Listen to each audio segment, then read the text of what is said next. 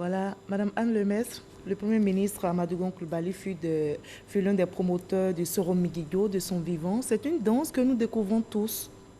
C'est une belle découverte, je dois dire, qui m'émerveille.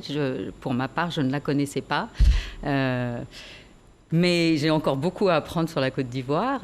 Mais j'ai trouvé que c'était une danse très intéressante parce que symbolique et avec aussi des vertus de guérison. Bon, c'est un élément sur lequel nous allons nous pencher à l'avenir. Oui, pourquoi pas. Nous avons des projets pour la Bissa, mais pourquoi pas rajouter cet élément, en tout cas l'étudier. Comme le Zaoui qui a été inscrit, pourquoi comme pas le Soro Migido. Absolument. En hommage à notre Premier ministre. Absolument. Et parce que nous en parlons, je saisis cette opportunité pour présenter à la Côte d'Ivoire toutes nos condoléances les plus attristées de la part de l'UNESCO. J'ai bien compris qu'en Afrique, au moment des grandes douleurs, c'est aussi des moments de rapprochement. Et je crois que tout le monde était là le jour de ces funérailles. Et nous sommes forts, nous gardons le moral pour parler justement du coronavirus et de la question et de la conservation et de gestion de la ville historique de Grand Bassam. C'est le sujet pour lequel vous êtes là ce soir. Alors, la crise du Covid-19 a poussé plus d'1 milliard d'apprenants du monde hors des écoles et des universités, les renvoyant donc à la maison. En Côte d'Ivoire, on observait aussi ces mesures pour ralentir la pandémie. Alors, le domaine culturel n'était pas le mieux loti non plus. Quelle a été la contribution de l'UNESCO pour atténuer les effets? Alors, écoutez, au niveau, on a eu plusieurs actions. Et au niveau mondial, nous avons organisé une très grande réunion de tous les ministres de la culture, comme une réunion d'urgence de 140 ministres de la culture. Et la ministre de la Culture et de la Francophonie y a participé activement. Et les thèmes qui ont été évoqués devant ce moment assez dramatique, à ce paradoxe, en fait, que nous avons connu pendant le coronavirus, c'est-à-dire que comme nous étions tous en confinement, nous n'avons jamais autant eu besoin de culture. Beaucoup ont regardé des films, écouté de la musique, cherché des spectacles sur Internet. Et paradoxalement, c'est le moment où le secteur culturel, les artistes ont le plus souffert. Donc vous voyez, il y a ce paradoxe. Ils ont le plus souffert parce qu'ils n'étaient plus en contact avec les spectateurs. Absolument, ils n'étaient plus en contact et ils devaient chercher des alternatives en fait pour pouvoir se produire. Et je dois dire, il faut rendre hommage au secteur culturel de la Côte d'Ivoire qui a fait preuve vraiment de créativité. J'ai vu des lieux qui étaient fermés. Je ne sais pas si j'ai le droit d'en citer certains, mais et qui ont ouvert en fait des plateformes numériques pour pouvoir se produire. Corona Can't Stop Reggae, enfin il y avait plusieurs slogans, des humoristes également qui ont profité de les mettre sur des plateformes numériques. Alors, ils n'ont pas manqué de créativité. Ils n'ont pas manqué de créativité, non. Mais dites-nous, qu'est-ce que l'UNESCO a fait au juste pour assister à ce secteur ? Alors écoutez, nous avons fait plusieurs choses.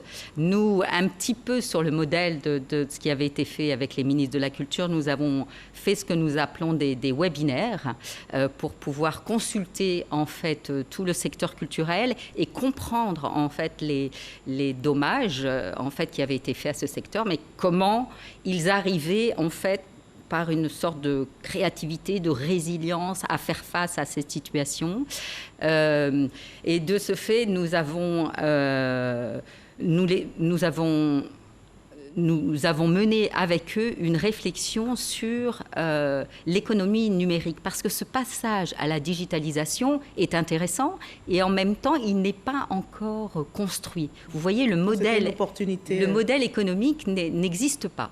Donc, pas encore. Il existe dans certains pays, mais il n'est pas encore assez développé en Côte d'Ivoire. Donc, c'est vraiment une réflexion qu'il faut mener de manière à ouvrir et préparer le monde de demain. Même l'après Covid-19 alors. Même l'après Covid-19. Alors, vous avez déjà évoqué la conférence virtuelle des ministres de la Culture. Quelles sont les retombées pour notre pays ? C'est forcément, on parle de la Côte d'Ivoire dans ces cas-là et on se positionne.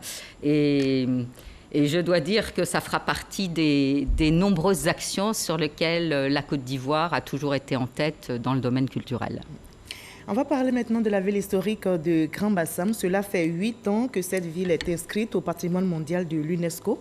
Et cette inscription a suscité beaucoup d'espoir pour la population ivoirienne, particulièrement pour les habitants de Grand Bassam. Mais on constate que cette ville se dégrade malheureusement au fil du temps. Des bâtiments qui font la fierté, qui faisaient la fierté, sont en proie aujourd'hui à une dégradation pas possible. Alors, on a été même très triste de voir, c'était en octobre dernier, ce patrimoine mondial envahi par les eaux.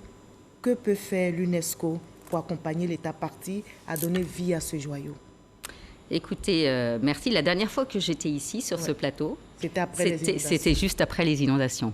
Et je vous avais annoncé que nous avions envoyé une mission d'urgence, chose que nous avons faite. Est-ce qu'on n'allait pas être délisté? Voilà, nous avions eu cette discussion-là. Aujourd'hui, vous allez avoir une réponse pour nous. Oui, d'accord, peut-être.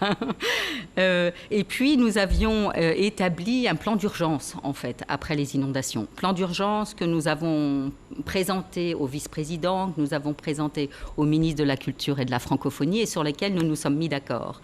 Je dois dire que la Covid-19 a retardé, en fait, la mise en œuvre de ce plan d'urgence. Mais dans ce plan d'urgence, qu'est-ce que nous avions prévu ? D'abord, la mise à jour du plan de gestion, parce que ce plan de gestion était caduc depuis quelques années. Depuis 2017. Donc, il fallait le mettre à jour. Alors, ce que nous avons proposé, mais je dirais ensemble, d'une façon collective, avec le ministère de la Culture, l'OIPC, qui est l'Office ivoirien pour le patrimoine culturel, la Maison du patrimoine, qui travaille directement sur le site, la municipalité, qui nous a donné un soutien extrêmement actif, dynamique dans le domaine, nous avons décidé de faire une mise à jour consultative et participative avec tous les habitants, toutes les parties prenantes. Parce que finalement, un site du patrimoine mondial, c'est une responsabilité partagée. L'État partie et l'UNESCO. L'État partie. La Côte d'Ivoire.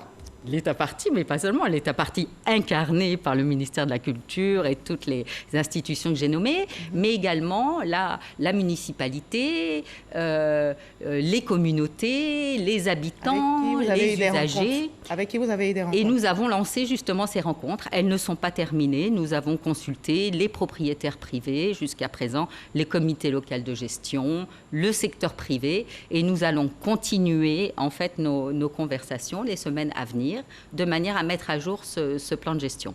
D'accord. Alors, ce plan de gestion et de conservation, alors, vous avez organisé des rencontres, je l'ai dit. Si la régie est prête, on pourra avoir l'élément de Serge Coléa.